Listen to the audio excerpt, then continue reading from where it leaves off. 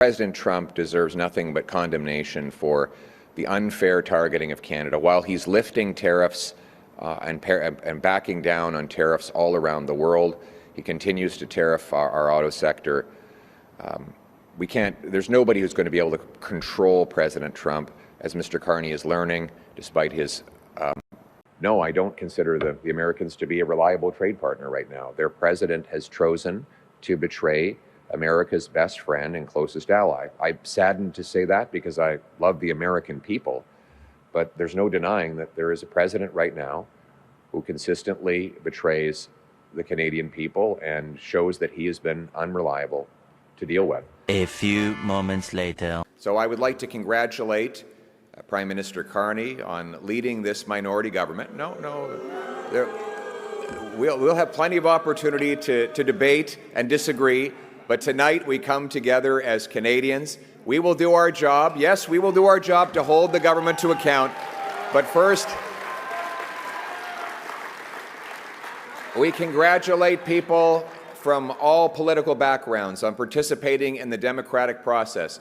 And as I said, while we will do our constitutional duty of holding government to account and proposing better alternatives, we will always put Canada first. Boy, oh boy, oh boy, oh boy, oh boy. Oh, Canada. Okay, we got to talk about the elections, the national elections that happened last night. And the Liberal Party has won, right? They're going to remain in power, okay? And you have Mark Carney, who is the globalist that took over for Justin Trudeau. He is going to remain prime minister.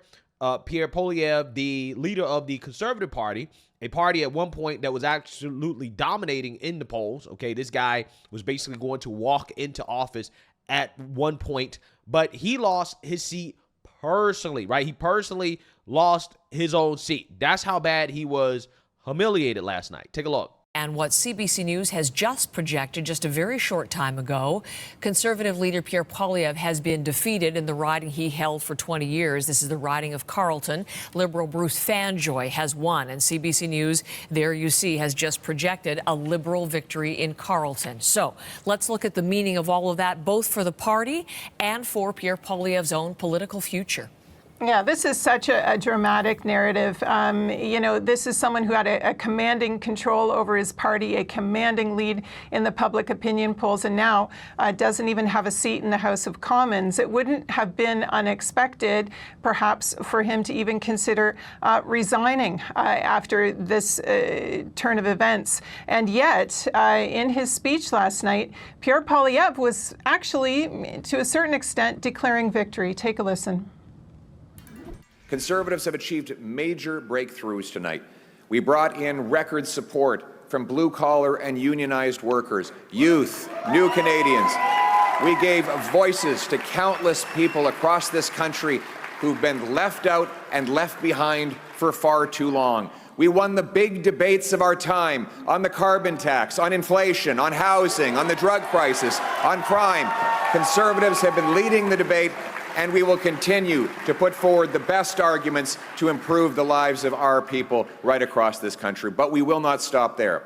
Every single day, our Conservative caucus and I will be holding the government to account on behalf of the millions of Canadians who believed in the message of change. Yeah, so that is pretty humiliating, okay? And I like the guy. I mean, don't get me wrong.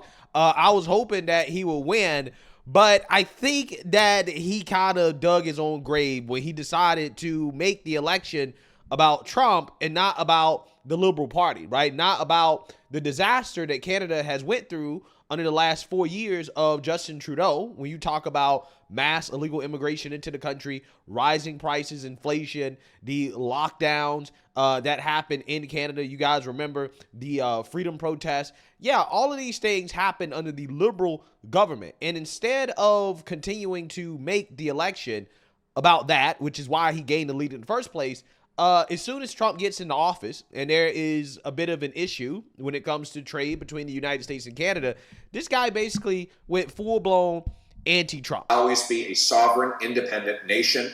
We will never be the 51st state. We will always be proudly Canadian, and we will fight for the Canadian promise. And I once again say to Donald Trump, why would you go after these people? These are great Canadian people. American workers, just like them, are going to lose jobs if this continuing trade war insanity goes on. There is no good reason to do this to these good people. Stop the tariffs, stop the chaos, let's solve this problem. Yesterday, the president said that having a Liberal prime minister would be easier for him to deal with, just as he threatened once again to make us the 51st state. And you know what? On that point, it's true. I'm a strong leader. I'm a tough guy to deal with. I'm firm in my convictions, and I'll always put Canada first. President Trump stabbed America's best friend in the back. My message to the president is this: Canada will fight back. We will defend our people and our economy, and we will put Canada first. There's no doubt that our economy will suffer, but so will yours, President Trump. In fact, you're already paying the price, with trillions of dollars erased in stock market value over the last month of these threats. Already, Americans are paying higher gas prices, as at midnight, a new American gas tax kicked in on U.S. working class taxpayers and motorists. Your workers will soon start losing jobs they had upgrading Canadian raw materials, which, by the way, you were getting at an incredible and ridiculous bargain. But a lot of people are blaming Trump because President Trump didn't really care that the Conservative Party started to lose when he decided that he wanted to renegotiate trade with Canada. Just so you understand, we subsidize Canada, and I like Canada. I love Canada. I love Wayne now Gretzky. The Liberal guy, I love his wife. The Liberal Party is going to win now in the next election, most likely. And they were down and out. Isn't that going to make them more hostile to us and possibly I'd rather deal with a Liberal than a for China, closer to Canada, and that would really put us in a bind. The Conservative that's running is stupidly no friend of mine. I don't know him, but he said negative things. So when he says negative things, I couldn't care less. I think it's easier to deal, actually, with a Liberal. And maybe they're going to win, but I don't really care. It doesn't matter to me at all. So your end game is what with them? My end game is I don't want to have a big deficit. I don't want to see the United States of America, and you say 60 and I say 200, but it doesn't matter. I don't want us to pay 60 or $200 billion to a country that if they were a state, think of this, it would be our biggest, most beautiful, it would be great. Yeah, so again, this is extremely fascinating, right? Because you have President Trump come out and say, hey, you know what?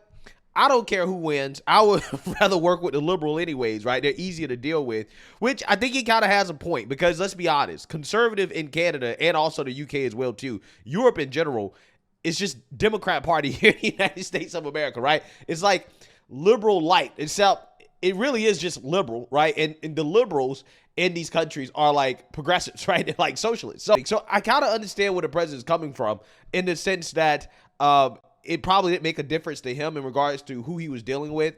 And I just had a feeling when Pierre Poilievre first started coming out and attacking the president, okay, over the tariffs, I had a feeling that things wouldn't work out well, okay, because Pierre Poilievre was kind of riding the Trump train, right, going into this election, going into this year, he was riding the Trump train, okay, and he was seen as Canada's Trump, right, that's their version of Trump. And to come out and to start attacking Trump instead of making the election about, okay, how can we work with the president? What can we do to work with the president in order to have the best solution for both countries, right? So that we can have a stronger partnership, which I think would have been a wiser approach. No, again, he went full-blown anti-Trump because, you know, Canada probably hates Trump, right? A lot of liberals in that country hate Trump. It is a liberal country, an extremely liberal country. And if you're going to make the election about F Trump, then you're not going to out F Trump with the liberals, okay? Because the liberals have always been anti-Trump. Again, this guy was kind of riding the Trump movement train leading up until Trump got in office, and to now all of a sudden do this kind of 180. I just don't think it was a good look, right? I think that's part of the reason why he lost his own seat, right? And I think it really reflects more on his leadership and his work ethic than it does on President Trump. Because again, a lot of people are just blaming Trump, but I don't think that he lost because of Trump. I think he lost because ultimately he wasn't that great. And when you look at the breakdown of the polls, right, the issues that people care about, again, this guy was running as the change candidate, and he failed to get his base, to get the people on board with the change that he was speaking about. Got a few thousand people in We're this. up around 7,000 right now. But David, just to show the viewers how it differs, just click on there on baby boomers. Okay, so now we're saying this is all respondents. This is just people who are boomers. What do they think is the top issue? Canada-U.S. relations. So you see one of the reasons why older people are voting for the Liberal Party. The Liberal Party is way ahead on this issue. They own it. And if you're a boomer, you're focused on it. Okay, now you wanted to contrast with... Let's talk to our friends in Gen Z. Gen Z. What do they think is the top issue? Affordability and cost of living. So when you look at... and so when you look at the differences... And that maps, sorry to interrupt, but that maps more to Poilievre's side of the equation. Absolutely. This is time for a change, voters. Right. We're seeing some of them show up in Atlantic Canada tonight in a very efficient way so far. So that contrast on what people think this election is about, whether it's about Donald Trump in the U.S. or it's about their own affordability situation and what's going on in their own homes, that's what the race is about. And once again, this is polling done as people left the polling booth today. Yeah, so again, when you talk about the top issue being affordability and the cost of living amongst the overall kind of electorate, right? And yes, you have a certain group of people, the boomers, that were, screw Trump, right? But regardless, when you talk about that being one of the top issues, again, this guy deciding to make his campaign about F Trump rather than focusing on how bad the liberals have been and the solutions that he has as a conservative, I really do believe that was his downfall, right? And there's also questions about his work ethic and whether or not Pierre Poilievre put in the work, and did he campaign as hard as he should have been campaigning, right? Or did Mark Carney, along with President Trump and the trade war, did that kind of throw him off, right? Did that make him kind of lose his juice? Regardless, I'm just saying that if he was really that guy, the foreign leader of another country should not be affecting whether or not you can win an election, right? I'm just saying, like, if he was really that guy. But, hey, I'm not trying to be too hard on Pierre. I'm just telling you guys that this whole, well, he lost because of Trump thing, I think is kind of silly. I think ultimately he lost because he wasn't good enough. He just wasn't a great candidate, right? Even though I like the guy, ultimately, I just think towards the end, he failed to adjust in the right way to dealing with President Trump, and the liberals went all in on anti-Trump. And again, the conservatives, you weren't going to anti-Trump the liberals. So running on that, I think, was a big mistake. So without further ado, let's actually listen to a little bit of what Mark Carney has to say and some of the coverage in the media. Breaking overnight this stunning political comeback thanks to and at the expense of President Trump. Canada's Liberal Party, led by Prime Minister Mark Carney, declared victory overnight despite being really left for dead several months ago. But then Donald Trump took office, targeted Canada with tariffs, and threatened to annex it as the 51st state. America wants our land, our resources, our water, our country. Never. But these are not idle threats. President Trump is trying to break us so that America can own us. That will never, ever happen. That was the main campaign issue, and this is what Donald Trump has said about Canada over the last several months. And we can't let them take advantage of the U.S. What I'd like to see, Canada become our 51st state. Canada only works as a state. We don't need anything they have. If you look at a map, they drew an artificial line right through it between Canada and the U.S. If we make it in the United States, we don't need it to be made in Canada. We'll have the jobs. That's why Canada should be our 51st state. So when I say they should be a state, I mean that. I really mean that. Because we can't be expected to carry a country. I do like the... Here's the thing about Trump wanting Canada to be a state, right? Politically speaking, Canada should not be a state, right? I don't want more liberals in the union, right? For obvious reasons, we do not need more liberals. But from an economic perspective, I kind of understand what President Trump is saying, and also from a national security perspective as well, too.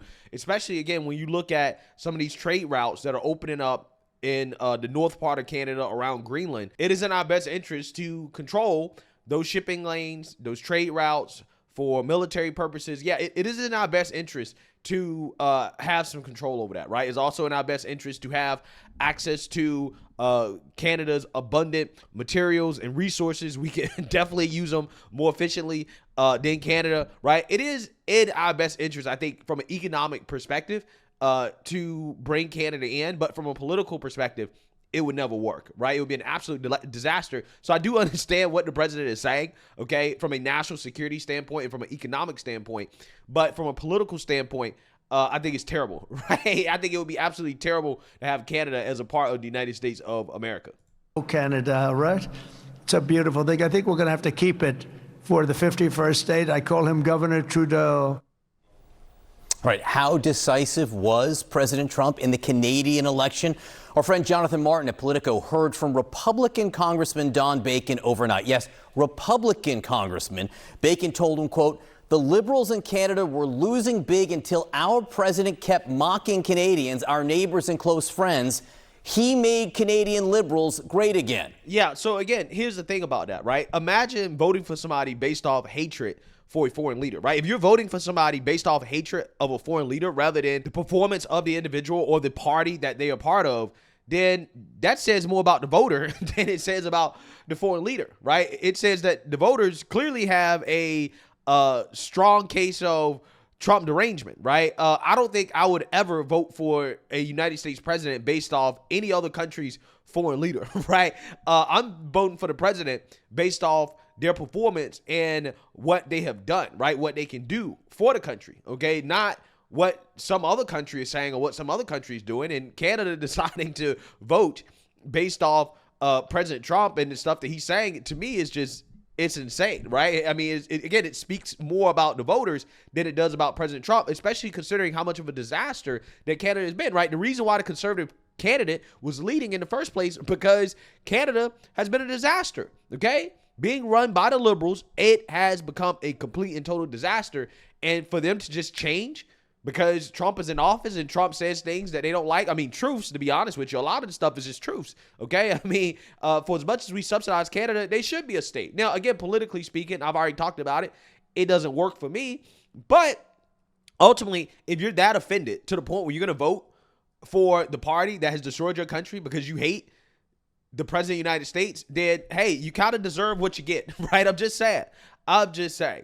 So with that being said, you know, Pierre Poilievre, not only did he lose, his party lost the election, but he also lost his own seat. And again, I think that kind of speaks more about him than it does about President Trump. I think people blaming President Trump, I think, are not analyzing this situation correctly. Yes, did Trump have influence on the election? Obviously, okay? But again, if you have people who are so Trump deranged that they decide to vote based off of some other foreign country's leader, right, and the things they're saying, then again, the people deserve everything that they voted for, right? In this case, things are not going to get better in Canada. They're only going to get worse under liberal leadership.